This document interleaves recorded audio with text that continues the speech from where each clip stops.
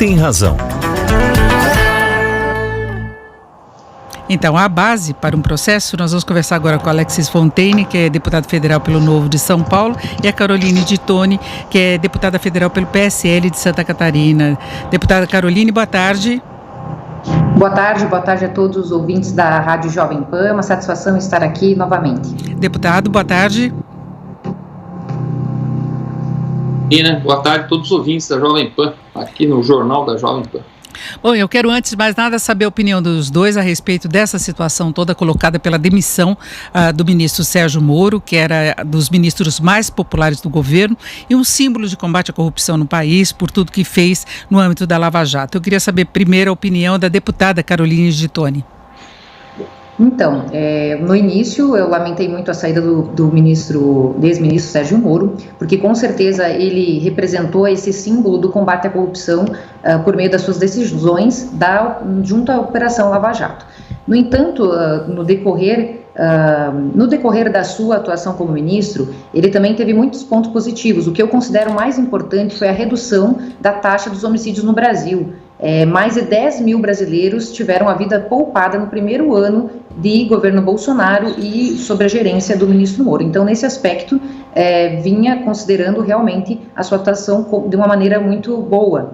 No entanto, acredito que ele estava demonstrando algumas não afinidades com relação às pautas do governo, né? E esse desgaste que ocorreu entre eles por conta dessa nomeação do diretor-geral da Polícia Federal, entre outros assuntos que a gente está descobrindo aos poucos, vieram a demonstrar então essa incompatibilidade na maneira talvez da condução do governo Bolsonaro.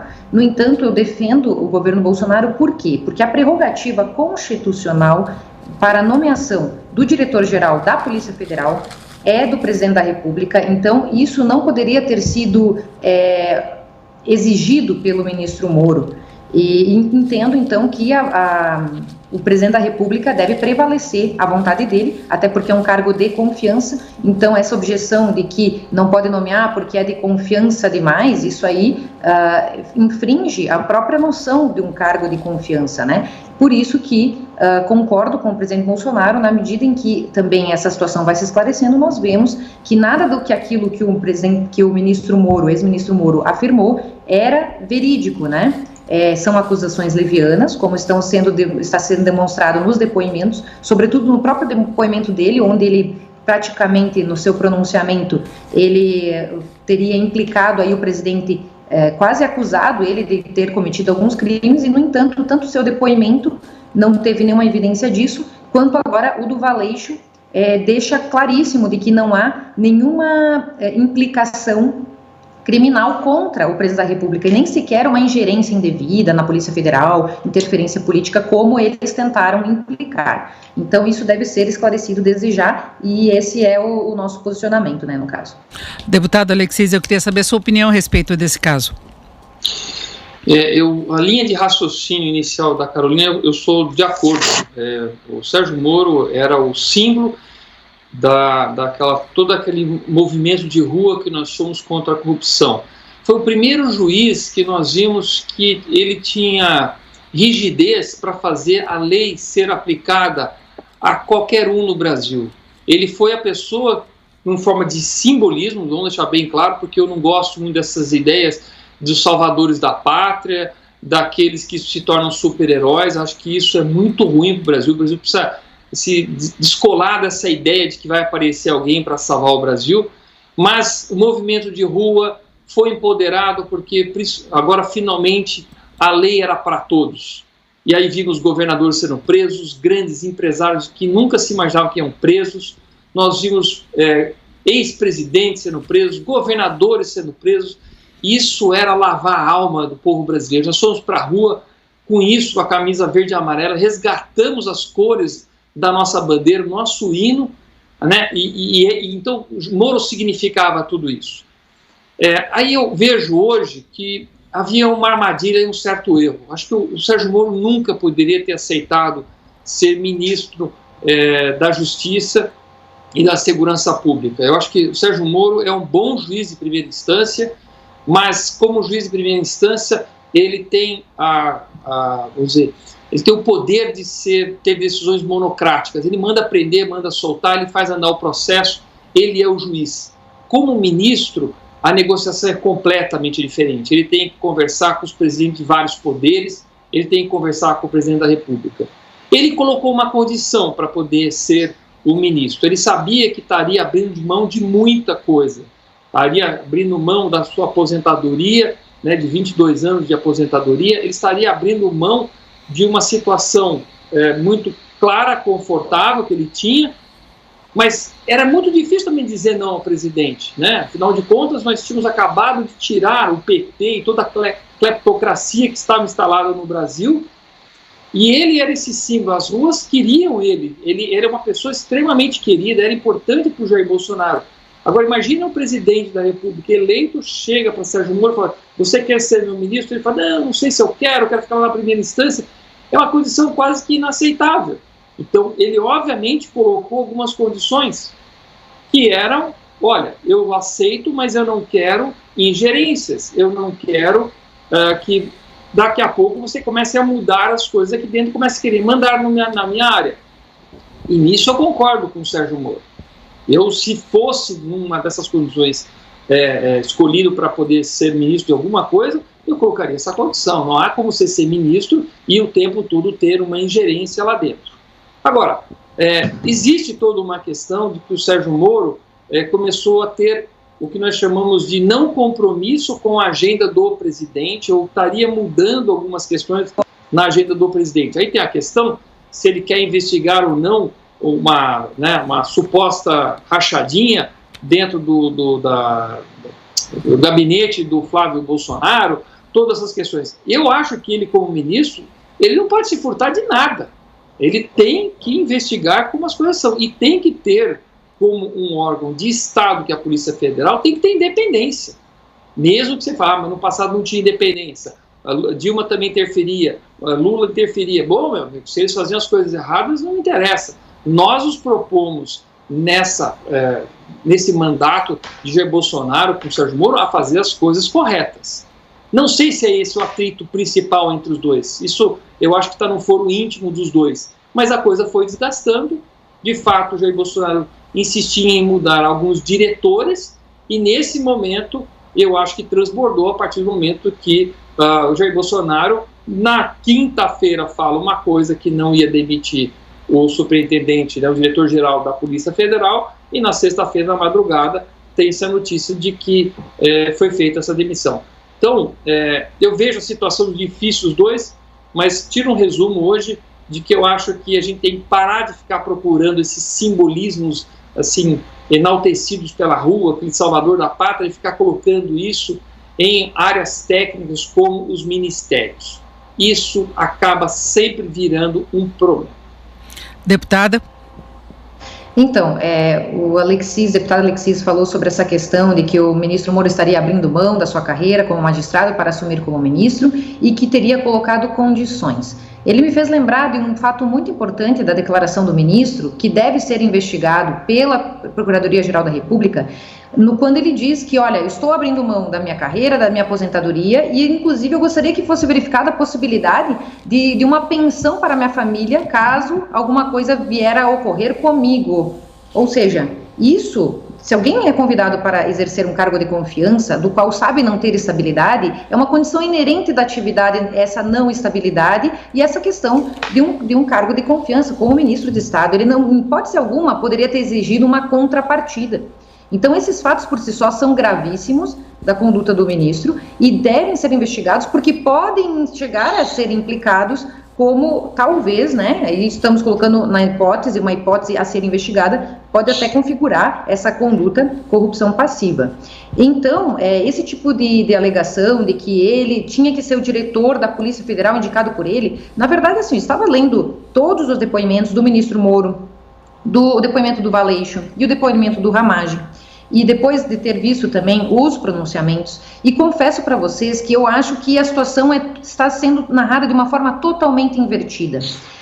O ministro Moro, ele considera uma interferência na Polícia Federal, uma substituição do diretor da Polícia Federal sem causa, ou indicar uma pessoa que teria uma ligação com o presidente e a sua família. Por sua vez, o Valeixo, quando ele vai depor, ele considera interferência na Polícia Federal a partir do momento em que haveria uma indicação com interesse sobre uma investigação específica, né, que aí estaria caracterizada uma interferência indevida política, né, e ele falou que isso em nenhum momento aconteceu, que em nenhum momento o presidente tratou da troca de superintendentes, nunca pediu relatórios de inteligência, nunca pediu informações sobre quaisquer investigações ou inquéritos policiais em curso, ou seja, o Valeixo negou qualquer arbitrariedade e qualquer ingerência do presidente da República. No seu depoimento, ele ressaltou por mais de uma vez. Só cabe lembrar aqui também que não existe nenhuma investigação em curso, nem um inquérito aberto com relação aos filhos do presidente Jair Messias Bolsonaro.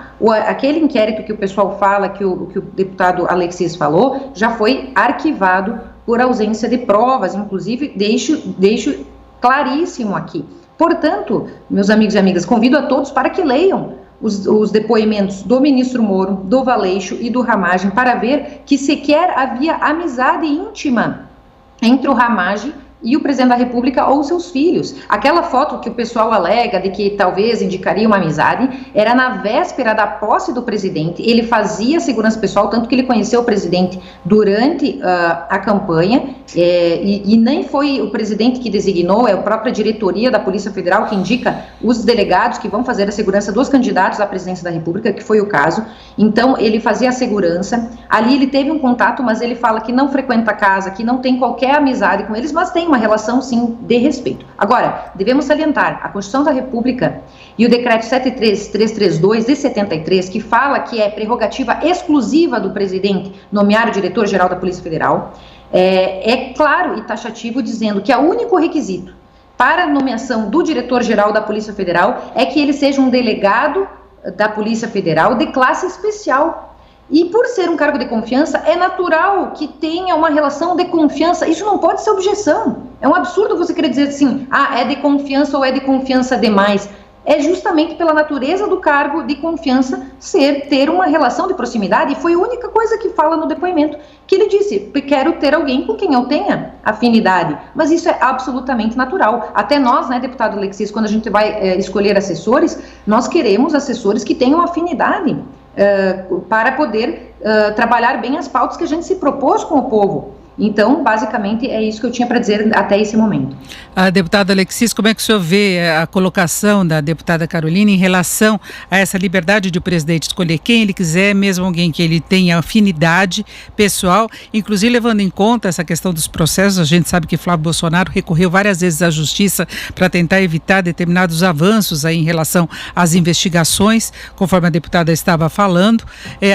Seria uma questão pessoal você escolher quem vai comandar a Polícia Federal e especificamente o Estado no Rio de Janeiro, onde há acusações contra alguém da família do próprio presidente, ou o Sérgio Moro estaria colocando a situação no plano muito pessoal? Denise, eu só queria antes de entrar nesse assunto, acho que você colocou bem, mas uma fala do Sérgio Moro, que a deputada inclusive pede para ser investigado, né, se acontecer alguma coisa comigo, eu gostaria que pelo menos salvaguardasse a minha família. Eu acho que é importante ele ter esse tipo de garantia, porque quem vai para a guerra precisa ser corajoso. E quem assumir aquele Ministério da Segurança e da Justiça, não dá para ser alguém frouxo. E a gente sabe muito bem o que é o crime organizado no Brasil, sabe muito bem quem ele enfrenta. Eu acho que é uma contrapartida pequena para quem está saindo de uma condição de juiz de primeira instância, com todas as seguranças e até com a reputação que ele tinha, para assumir algo de instabilidade muito grande, porque o ministro pode ser demitido a qualquer momento, um juiz não, um juiz com 22 anos de carreira não. Então, assim, eu acho que o mínimo que ele podia pedir foi, olha, tudo bem, mas vamos para essa briga. Agora, na questão de ser prerrogativa do presidente, acho que ninguém discute isso inclusive é constitucional, está lá mesmo, é a prerrogativa dele, ele tem esse direito, mas foi um item de negociação. E nesse item de negociação vale o fio do bigode. É óbvio que ninguém vai passar por cima da Constituição, mas há plena possibilidade de haver negociação entre as partes, há um bom entendimento. É o mínimo que se espera entre o presidente e os seus ministros. Eu acho que isso é razoável.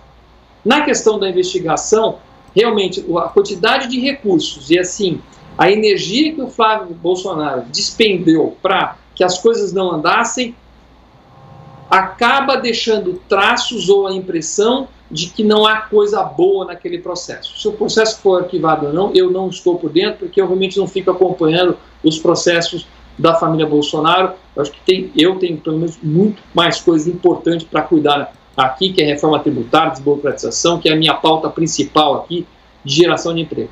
Mas eu concordo com a deputada Carolina que não é possível que qualquer um que tenha alguma proximidade com o presidente, que seja, já é considerada pessoa suspeita.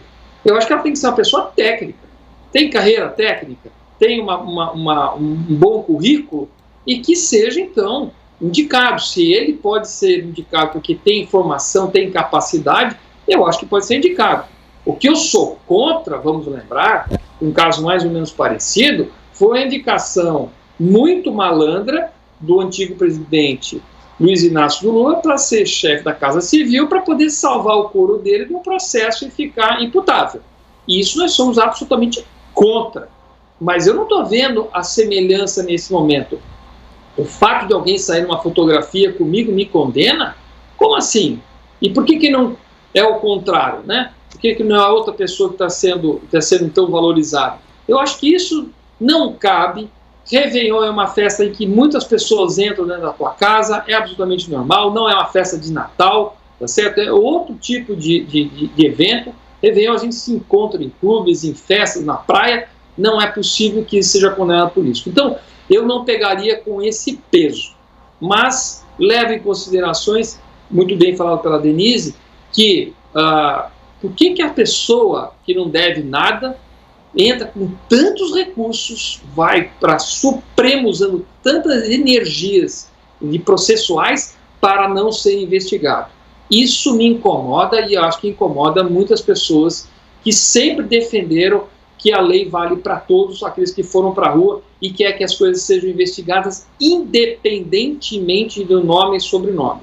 Né? Isso não é tolerável, ter seletividade nas investigações. Mas voltando para a questão da indicação, eu acho que não estava correta a interferência do ministro do Supremo. Eu gostaria só de acrescentar que estão circulando agora informações de que o vídeo de reunião ministerial que foi entregue à Justiça seria devastador para o presidente Bolsonaro, de acordo com fontes que viram esse vídeo, em que o presidente, durante esse encontro, teria dito que a família dele é perseguida e que, por isso, trocaria o superintendente da Polícia Federal do Rio de Janeiro. Se não trocasse, trocaria o diretor-geral da Polícia Federal e até o ministro Moro. São as informações que estão circulando. A defesa do ex-ministro, inclusive, solicitou que haja uma divulgação pública desse vídeo, né, contrariando o que foi colocado pela defesa do presidente Bolsonaro, de que isso daí traria quebra de sigilo de informações importantes para o país. Mas agora eu gostaria de ouvir a deputada e depois encerrando também a Alexis Fontaine a respeito desse caso. Então, deputada, como é que a senhora vê o inquérito continua avançando, não só com depoimentos, mas agora com esse vídeo, e vídeo que já provocou uma virada no comportamento do mercado financeiro. Nós temos o dólar agora em alto. Deputada, por favor. Então, só dizendo que eu concordo com o deputado Alexis no tocante aqui, nós estamos sobre a égide de um Estado democrático de direito, a lei vale para todos e acima de qualquer pessoa está a Constituição e as leis da República do Brasil. Então, se tiver qualquer pessoa que deve para a Justiça, deve pagar. No entanto, a gente só faz uma objeção quanto ao item que ele levantou, porque vale salientar que as investigações que ocorreram e que agora, pelo que eu tenho informação, estão arquivadas, com relação ao Flávio Bolsonaro, elas tramitaram na Justiça Estadual, ou seja, não tem qualquer relevância para a Polícia Federal as investigações, porque se trata do aspecto dele enquanto vereador, e quem cuida disso é a Justiça Estadual e não a Polícia Federal. Então, esse link que estão tentando criar com a questão da troca do diretor não tem qualquer razão de ser. Com relação ao avanço do inquérito, eu entendo que a partir do pronunciamento do presidente, pronunciamento do Moro e depoimento do Sérgio Moro, agora depoimento do Valeixo e depoimento do Ramagem, não se encontram quaisquer indícios de crime cometido pelo presidente da República. Depois de uma leitura atenta a esses depoimentos, principalmente daquela que seria a principal testemunha acusatória do caso, que é o delegado Valeixo, O depoimento dele, ao contrário, até como disse a deputada estadual Janaína Pascoal, que tem divergências claríssimas com o presidente, ela mesma afirmou que esse depoimento beneficia o presidente. Por quê? Ele demonstra que nem os relatórios de praxe que são enviados, relatórios de inteligência, o presidente solicitou, nunca solicitou qualquer ingerência, qualquer interferência política, ou seja, se nessa reunião tiver realmente alguma coisa, nós vamos ter que investigar, porque as provas até aqui coletadas vão ensejar, se o inquérito fosse resumido a esses depoimentos, no seu arquivamento. Então, nós temos que, não podemos nos pronunciar sobre um vídeo que ainda não vimos, né? Mas o que a gente tem percebido é que, infelizmente, grande parte da imprensa muitas vezes noticia de forma escandalosa uma coisa, como foi o caso do depoimento do Moro e do Valeixo, e, no entanto, depois que eles foram realizados, não tinha nada, absolutamente nada contra o presidente. Portanto, eu faço só essa salvaguarda para manter a nossa posição de que não há nada, por enquanto, contra o presidente, especificamente concreto, contra a conduta dele. E vamos agora averiguar essa nova prova, né? Salientando de que a defesa do presidente só pediu para que não fosse inteira colocada, porque uma conversa com ministros, elas detêm informações de interesse do Estado, e são informações por si só sigilosas que muitas vezes podem estar afetas à segurança nacional. Então, quando o Bolsonaro ou seus ministros falam de que não querem revelar o conteúdo inteiro, ou que seja publicizado esse conteúdo, na verdade tem a ver com o interesse nacional salvaguardado, e não necessariamente com a questão do presidente da República, só para salientar isso para o público, porque muitas vezes é visto sempre de uma maneira tendenciosa quando se trata do presidente. Perfeito, deputado, rapidamente para encerrarmos. Para encerrar, essa fala que você acabou de comentar, Denise, eu acho que deve ter falado mesmo. E, aliás, que o presidente é perseguido, eu não tenho a menor dúvida. A questão é se ele está sendo perseguido por boas causas ou causas ruins. Então, se ele está sendo perseguido porque ele está fazendo um desmonte de toda essa contaminação que foi os últimos anos petistas, que tomaram conta de todas as repartições das polícias, do judiciário, do IBAMA, do Ministério Público, da educação, e o que ele está fazendo é uma desintoxicação brasileira ideológica terrível, e pode ter muita gente mesmo que ele ainda também não sabe se relacionar com a imprensa, a verdade é essa, e aí soma-se e potencializa ainda mais essa perseguição. Mas, se ele está sendo perseguido, o que ele tem que falar para o Sérgio Moro? Sérgio Moro, vamos ser justos e resolver essa questão para ver se essa perseguição não é uma perseguição desonesta ou para simplesmente me descaracterizar. Agora, se for uma questão específica da família, problemas de filhos, que ele não quer que seja investigado, aí é grave. Aí eu não vou estar apoiando ele de jeito nenhum. Mas eu me coloco na pele de um presidente que está há 1 ano e meio como presidente, depois de 30 anos de social-democracia ou socialismo declarado. O trabalho dele é árduo para poder despetizar e desideologizar todos os departamentos, todos os órgãos do governo. Então, eu acho que a gente só tem que tomar cuidado do contexto aí, para não ficar pegando de novo uma coisa seletiva. Ele falou para trocar porque os filhos dele estão sendo perseguidos. Se for por crimes comuns, que se faça a justiça. De novo, a lei vale para todos. Não seremos seletivos com o Jair Bolsonaro, ou com Lula, com Dilma, com quem que seja. Tá certo? Se for o meu filho que estiver fazendo besteira, eu vou querer que ele seja justamente julgado e cumpra as coisas. Não temos que passar a mão em cima de mão de filho que faz besteira. Mas cuidado para não confundir entre um comportamento individual a ser julgado e investigado e uma perseguição sistêmica contra alguém que está despetizando o Brasil. Perfeito, terminamos por aqui o Quem Tem Razão de hoje, se é a base para o processo contra Bolsonaro. Nós tivemos a participação da Alexis Fontaine, que é deputado federal pelo Novo de São Paulo, e a deputada Carolina de Toni, que é deputada federal pelo PSL de Santa Catarina. Deputado, uma boa tarde, muito obrigada. Boa tarde, Denise, boa tarde a todos que nos ouviram. Obrigado, Denise. Também a deputada Alexis também. Obrigada, deputado, uma boa tarde.